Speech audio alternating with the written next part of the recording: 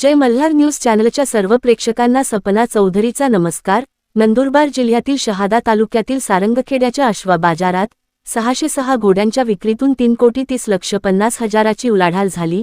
यावर्षी 5 कोटीपेक्षा अधिकची उलाढाल होणार असल्याचा अंदाज चेतक फेस्टिवलचे आयोजक जयपालसिंह रावल यांनी व्यक्त केला आहे।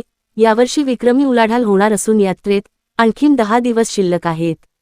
खंडोबा जिल्ह्यातील शहादा तालुक्यातील अश्वांची पंढरी म्हणून ओळख असलेल्या सारंगखेड्याच्या घोडेबाजारात 3,30,50,000ची उलाढाल झाली आहे।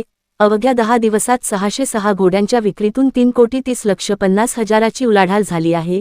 यावर्षी सारंगखेड्याच्या घोड्या बाजारात चांगलीच तेजी दिसून येत आहे। देशातील सर्वात मोठा अश्वांचा बाजार म्हणून सारंगखेड्याची ओळख निर्माण होत असल्याने सारंगखेड्याच्या घोड्या बाजारात देखील तेजी पाहायला मिळून येत आहे। यावर्षी 3,000 पेक्षा अधिक अश्व दाखल झाले आहेत।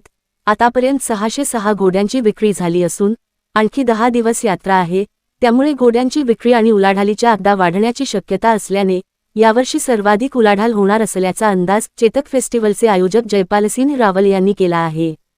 सपना चौधरी, जय मल्हार न्यूज, नंदुरबार।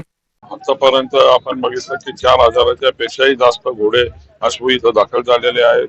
जवळपास 700 अश्वांची विक्री झालेली असून 3.5 कोटीच्या जवळपासची उलाढाल इथं दिसून येते। अजून 8 ते 10 दिवस बाकी आहेत आणि निश्चितच चांगली उलाढाल होण्याची शक्यता आहे, कारण सारंगखेड्याचा अश्व महोत्सव आता पूर्ण फॉर्म मध्ये आलेला असून एकदम चांगल्या प्रकारे खरं म्हणजे मार्केट आहे आणि चांगल्या प्रकारे खरेदी विक्री होते।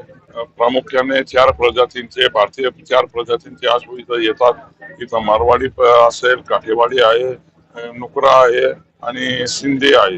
या 4 प्रजातीचे अश्व तुम्हाला इथं बघायला मिळतील आणि खास करून 15 ते 17 राज्यातले लोक इथं येत असतात। कोणी घोडे बघायला येतं, कोणी घोडे खरेदी करायला येतं, कोणी घोडे विक्री करायला येतं। या वर्षी साऊथ मधनं खरं म्हणजे 4-5 राज्यातनं जास्त प्रतिसाद मिळाला।